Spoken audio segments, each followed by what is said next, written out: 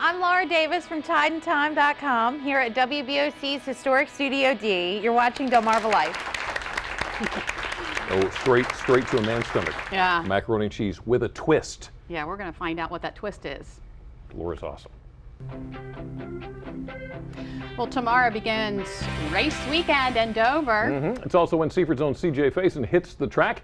You probably remember we first met CJ on Delmarva Life last September before the race in which he drove to his best career finish at his home track with a 7th place effort. And this week I caught up with CJ to find out about the past year and what's ahead for this hometown favorite. In just about 24 hours, this car will be hitting speeds of around 200 miles per hour in Dover. A dream come true for driver CJ Faison of Seaford.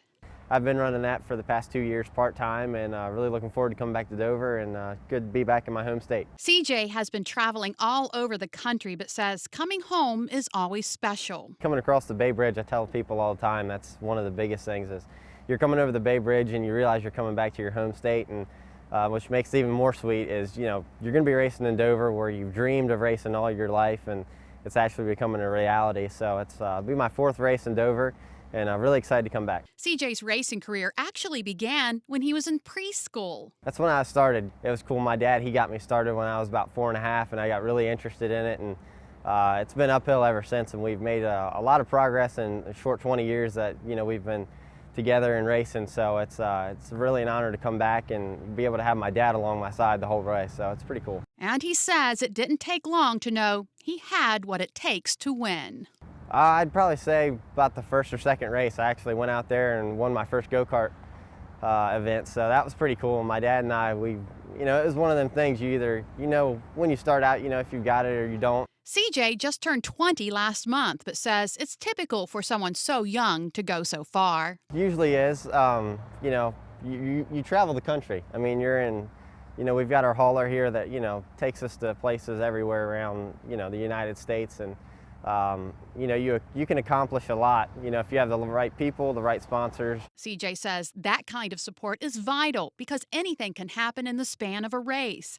Last year at this time, this nearly prevented him from racing in Dover. But CJ says he's bounced back since then.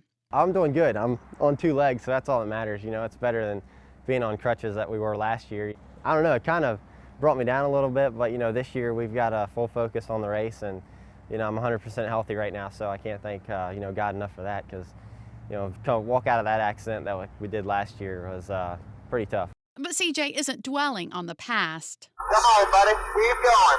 Even at the Dover race, even though it was a week later that I got hurt, you know, I stepped into the car and everything goes away.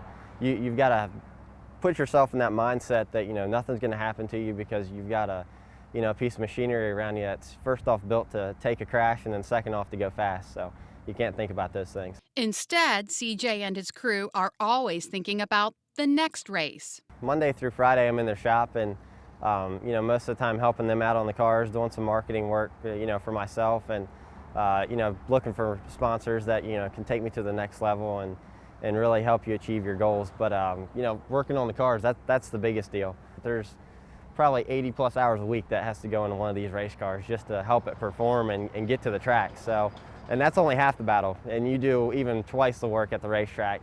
So what's in the future for CJ?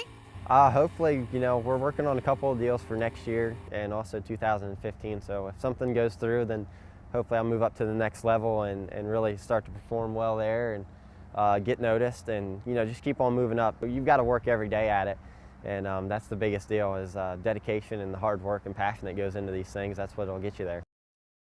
Now, CJ will race Friday at noon in Dover. He's currently sitting at number 20 in driver points standings in his series. And if you would like to learn more about CJ Faison and his team, go to our website, delmarvalife.com. Click on the show tab on the left side of the page.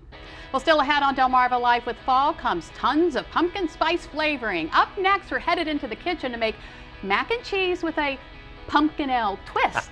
But first, you know we have a seat waiting for you in the Delmarva Life audience, right?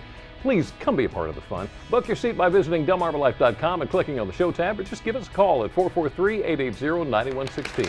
Delmarva Life will be right back.